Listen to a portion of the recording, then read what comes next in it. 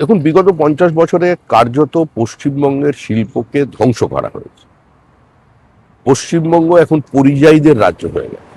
পরিযায়ী হয়ে সবাই বাইরে চলে যাচ্ছেন। পার ক্যাপিটা ইনকাম আজকে সবচেয়ে নিচে এসে দাঁড়িয়েছে। এই অবস্থা থেকে আমাদের বেরিয়ে আসতে হবে। আমাদের মহারাষ্ট্র, কর্ণাটক, তামিলনাড়ুর সঙ্গে একই পঙ্ক্তিতে দাঁড়াতে হবে। প্রধানমন্ত্রী সোনার বাংলা তৈরির কথা বলেছেন। সোনার বাংলা আমরা তৈরি করব। আমাদের স্বপ্ন আছে এবং স্বপ্নকে বাস্তবায়িত করবার জন্য নির্দিষ্ট কর্মসূচি আছে, প্ল্যান আছে। নির্মলাজি পশ্চিমবঙ্গ এই অর্থনৈতিক অবস্থা থেকে কি করে তার উত্তরণের পথ দেখাতে পারেন সে সম্পর্কে তিনি অভিহিত আছেন এবং তিনি বিশ্বাস করেন এই অবস্থা থেকে বেরিয়ে আসা সম্ভব।